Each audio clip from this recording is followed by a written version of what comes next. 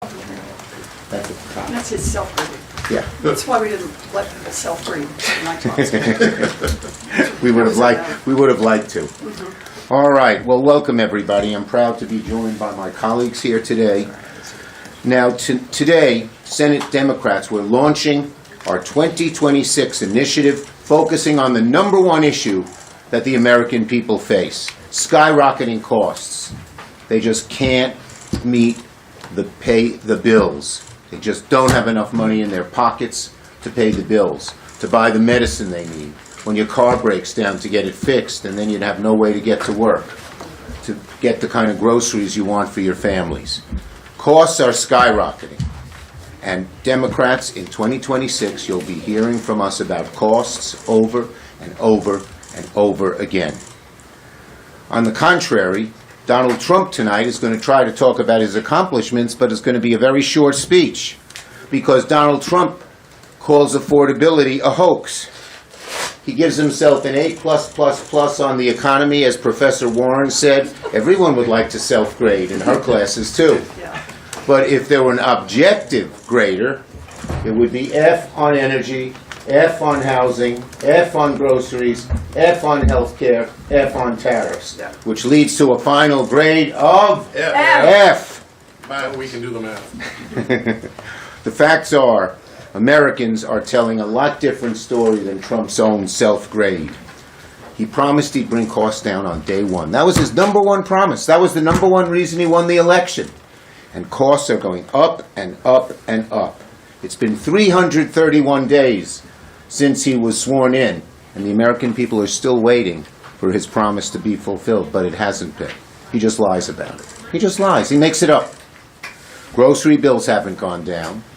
Electricity costs haven't gone down. Housing costs haven't gone down.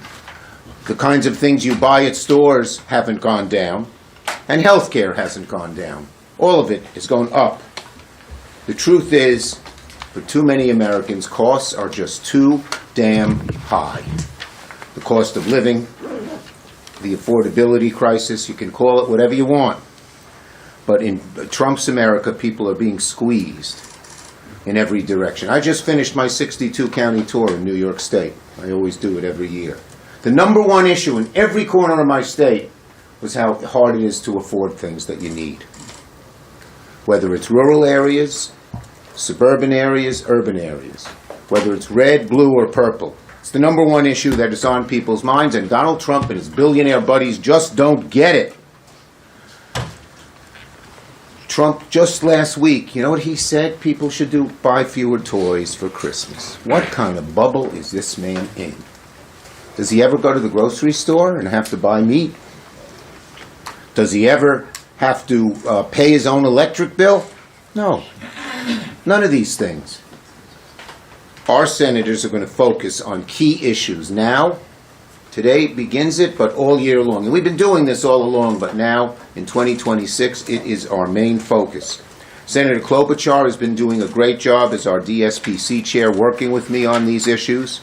Senator Warren will focus on housing costs. Senator Cantwell and Lujan on food and household costs. Senator Heinrich and Whitehouse on energy costs. Senator Wyden and Sanders on health costs. Senators Markey and Warnock on tariffs.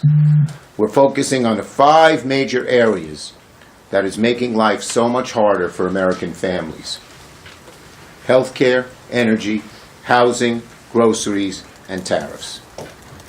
So, on all of these issues, I could go into the specifics, but I'm going to let my colleagues do that. And just say, we believe that the cost of living shouldn't be a constant crisis. It should be something that the American people can live with and contain. And while we don't know what 2026 will bring, I can promise you this: Democrats will fight making costs our highest priority. I've been in great touch with Hakeem Jeffries and our House Democratic team, and they are on the same page. And we're all going to be focused like a laser on this. Republicans are ignoring the affordability crisis. Democrats are fighting to make things more affordable. Senator Klobuchar. Thank you. Thank you, Senator Schumer. And we know what is dominating people's discussions at home in the holidays. They're horrified what's going on around the world, yes. They can't stand this chaos. But the thing that is affecting them day in and day out are those bills. Are they going to be able to afford to have their mom in the nursing home? Are they going to be able to have to choose between paying for groceries or filling their prescriptions? That's what's happening right now in this country, and more than 70% of Americans, 70%, this is a poll out today, an NPR poll, say the cost of housing, groceries, healthcare, and utilities are going up. And guess what? Their bills don't lie. Their premium notices don't lie. So the piece of this that Senator Sanders, as ranking on the Help Committee, and Senator Wyden are focused on, they couldn't be here today, is health care. I think you know where Americans are on health care because you just saw it over the last few months when we focused on the premiums. And the fact that they would not even get out of their MAGA shell just a little bit to help with their constituents when 75% of the people on the Affordable Care Act plans that are seeing these double and triple of premiums are in red states. They're in their states. And so you see a scramble, but they yet have able to come up with any health care plan that is coming up for a vote that could help their constituents on premiums.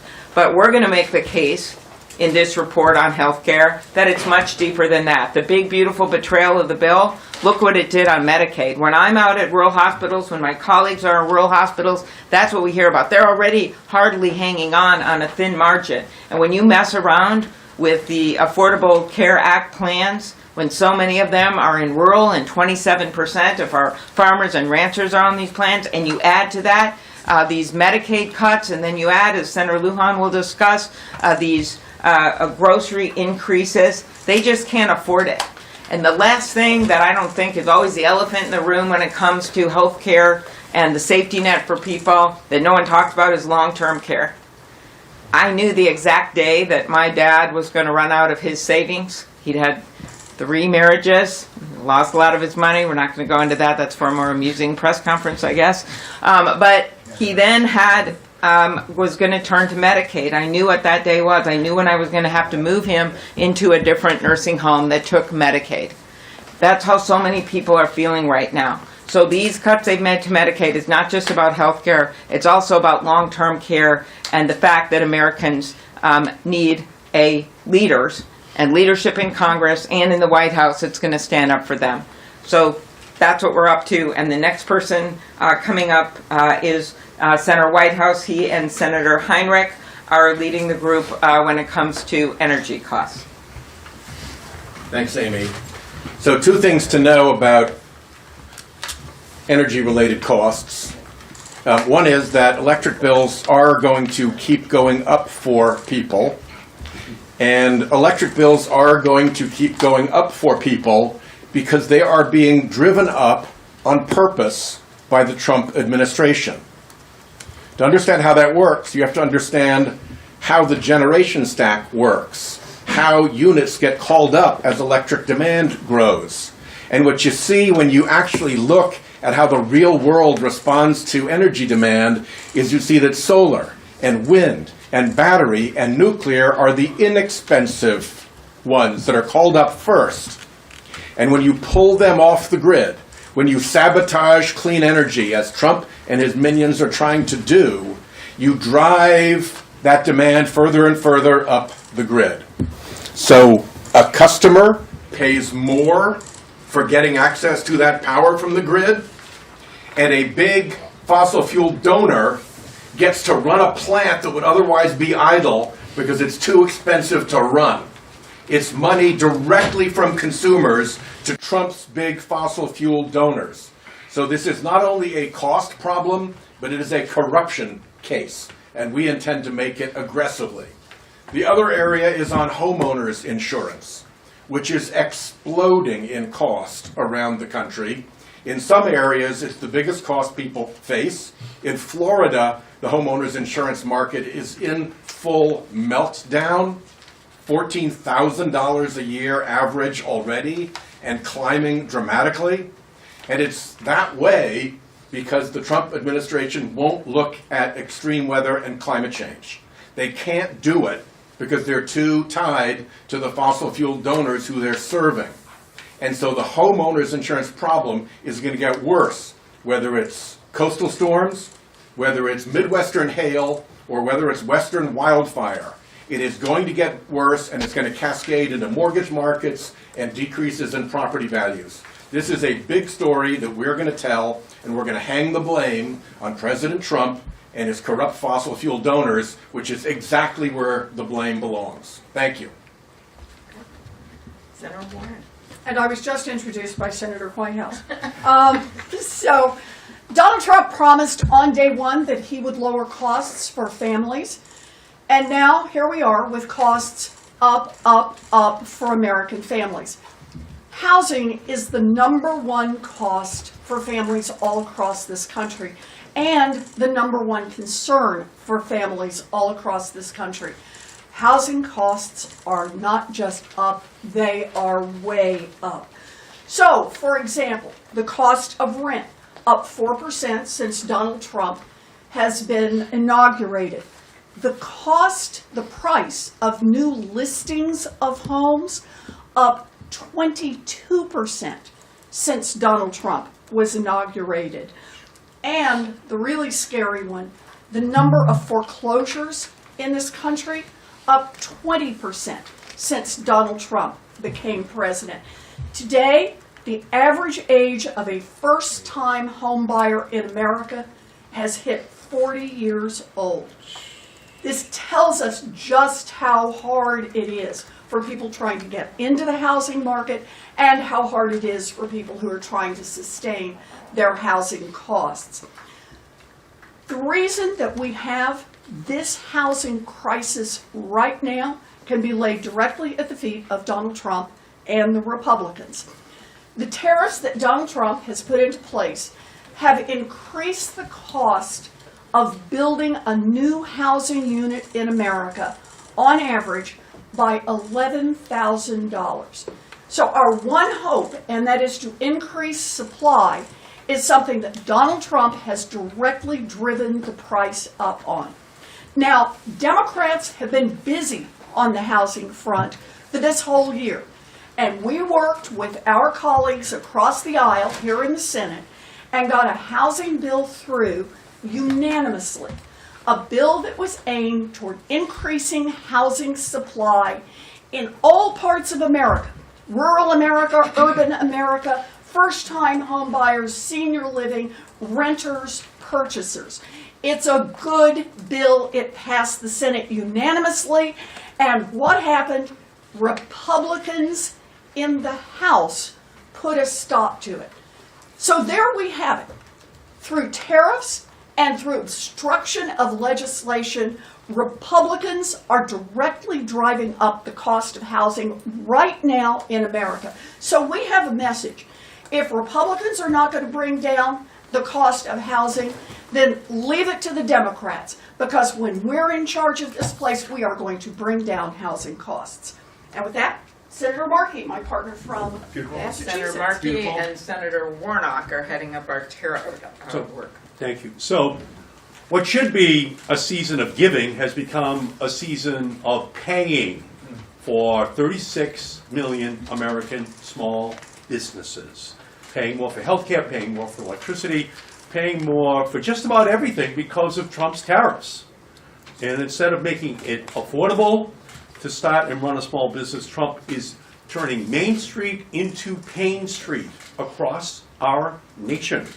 And last week, in a move that would shame Ebenezer Scrooge, the Republicans, House and Senate, are denying 22 million Americans the tax subsidies they need to pay for their health insurance. And on January 1st of next year, those 22 million Americans are going to be faced with healthcare catastrophe. Either they're going to lose their health insurance or the price is going to double for them.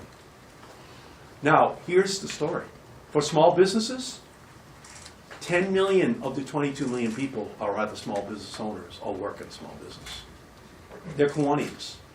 They're Rotarians. They're local Chamber of Commerce members. And their workers are just the regular people in town working at those small businesses. They are going to be pummeled because of that healthcare cost increase. 10 million up to 22 million going to small businesses. Electricity rates are going up 13%. That pummels small businesses in our country. They don't have the same flexibility big businesses have to pay that bill. And electricity costs, as Senator Whitehouse said, are going to skyrocket even more next year. So for those small businesses, they are confronted with tariffs that are punishing them intensely. Business is down for small businesses in our country during this Christmas season. The tariffs on their goods for food, for clothing, for toys, even for Christmas trees, skyrocketing and affecting their profitability. So Trump refuses to do anything about those tariffs. If you're a big business, you can go in and give them a gift, and maybe they'll take care of your company. But small businesses can't do that. They don't have an extra million, to be able to donate to the new Trump ballroom, to be able to pay for a party down in Mar-a-Lago. So they are suffering, and they're right on the front lines of this healthcare, electricity, and tariff regime that is punishing those Main Street firms all across our country. It's Robin Hood in reverse. They are taking from the small companies in order to give tax breaks to the CEOs of the biggest companies in our country.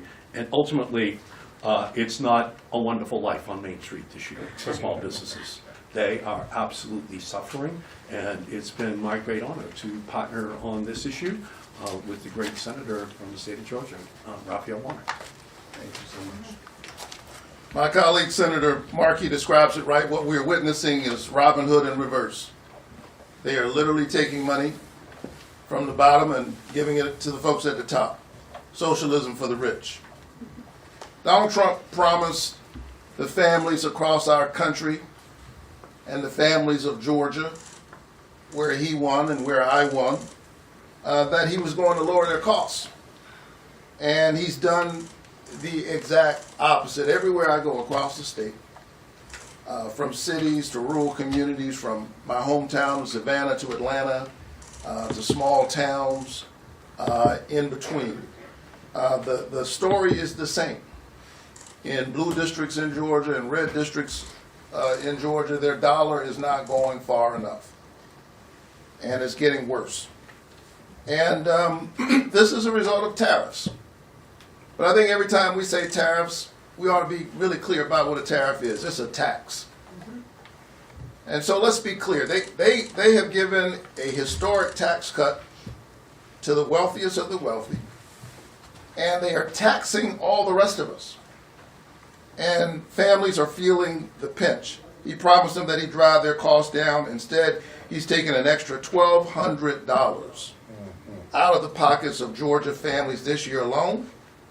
And next year is estimated to be $1,700. That's real money for ordinary people who cannot contribute to a White House ballroom. These reckless tariff taxes are especially difficult on young families. Some of the young people in my church who are married or who are planning on getting married, who are having children, they are seeing that the cost of everything from cribs to strollers to baby monitors, all of it has spiked. Donald Trump has made it difficult to start and grow a family in America.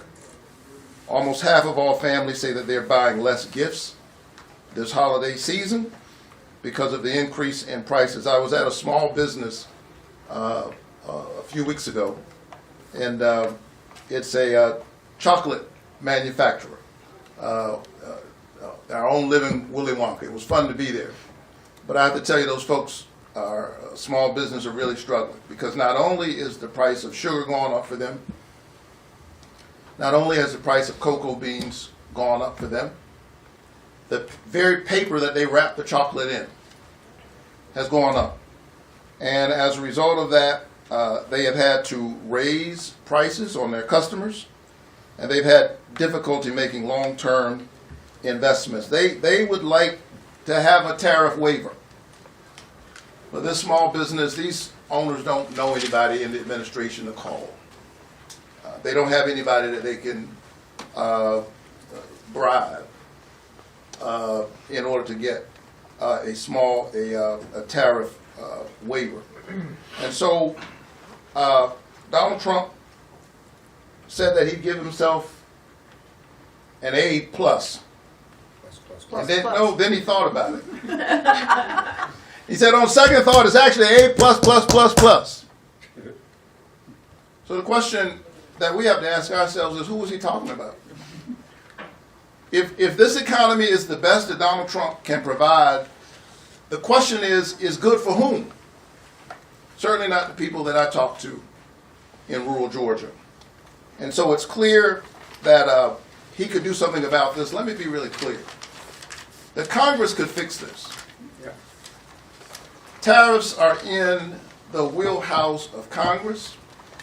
And if our Republican friends were actually working for the people who elected them, we could fix this tomorrow. But Donald Trump is working for his billionaire friends, and Washington Republicans are working for him. Democrats are working for you. All right, excellent. And next up, the number one issue that Americans are focused on when it comes to cost is groceries and household items. Ben Ray heads up the very important Ag Subcommittee on this, and then he's pairing up with Maria, who's the Ring Can Commerce. Ben Ray. Thank you, Amy. Look, you all go to the grocery store. You know how much more you're paying. There's a lot of coffee drinkers in here because I see some of you in the morning. It's not just the coffee that's more expensive, it's the cup. Every input that goes into that coffee is more and more expensive.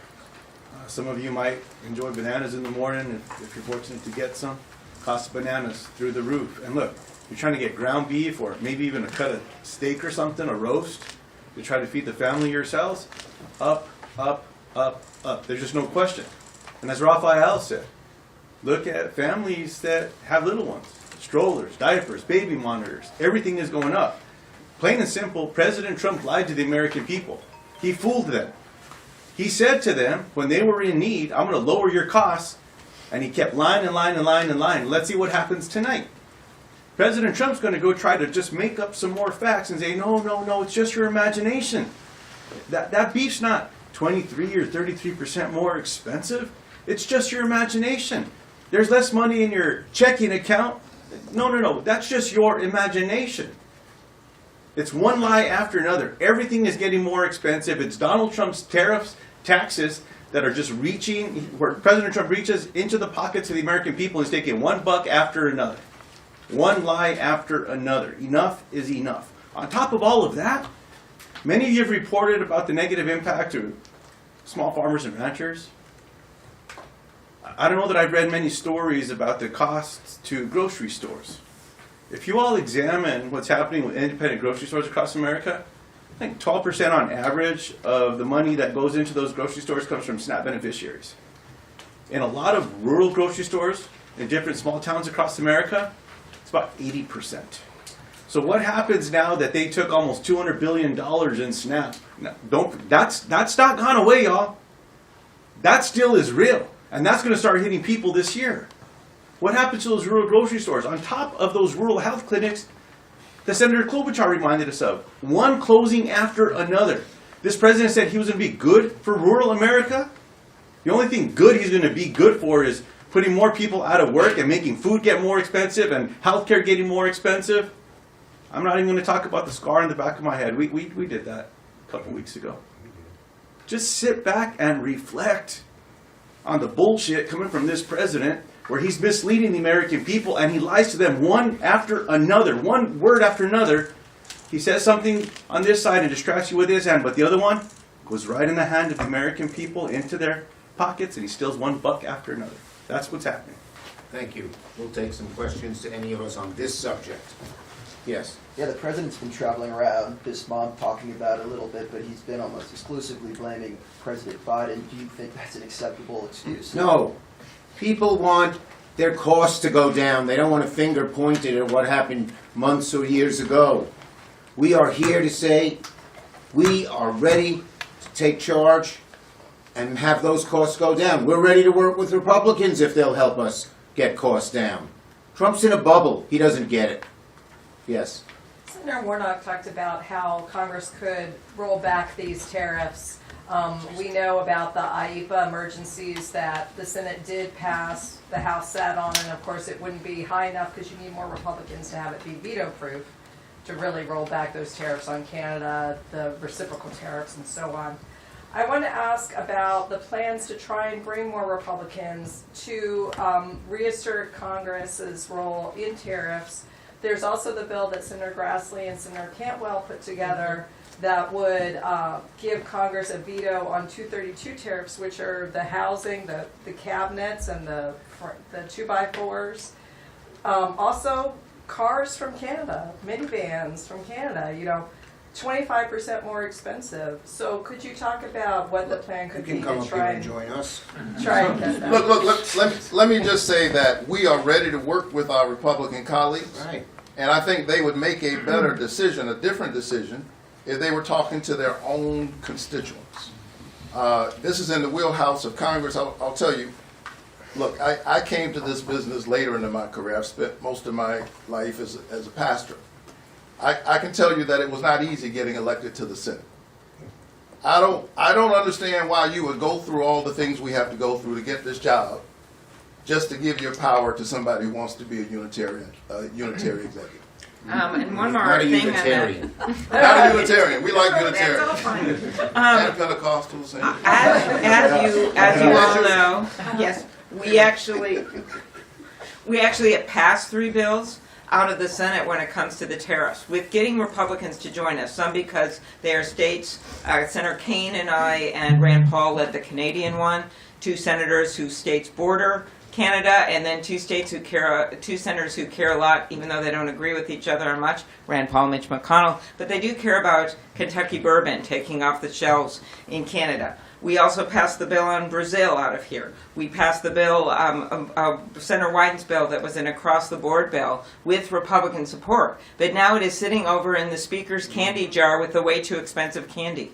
So that's what's happening right now because we have acted in the Senate. We're waiting on the House to act. Obviously, the President would probably veto these bills, but at some point our colleagues, as Senator Warnock explained, are going to have to say, who are they here to represent? Are they here rubber stamping Trump, or are they here for their constituents? And finally we wait on the court case, where we hope the decision will come out before the end of the year.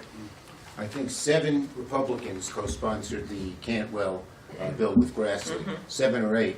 So we just need in the House and the Senate Republicans to join us and buck Trump and do what's right for their constituents. It's that simple. Desiderio. Leader Schumer, can you talk a little bit about how all of this might factor into the amendment strategy the Democrats are going to undertake as part of the minibus funding bill that is going to hit the floor Look, soon? costs are going to be one of the main issues. You'll see many good amendments that deal with these issues. We'll see where our Republican colleagues are. But cost is going to be one of our main thrusts.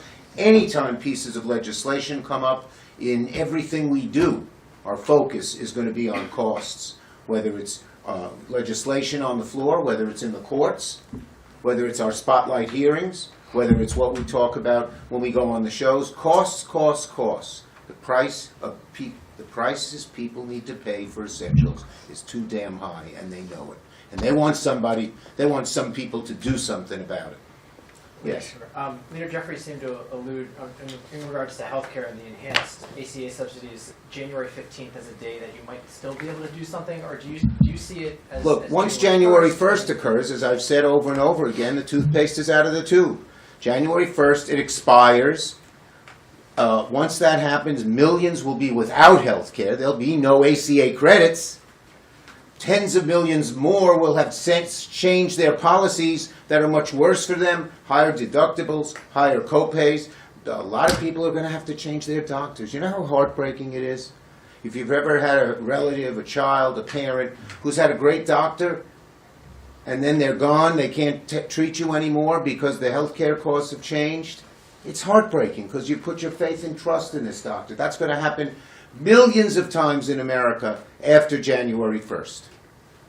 Yes. On healthcare, we now know there will be distribution, there will be a vote in the House on the ACA subsidies. Obviously, a similar bill already failed to reach 60 votes in the Senate. Because what conversations we've had with Senate Republicans and plans you have to try to change that in the new year? Yeah, it's up to Senator Thune.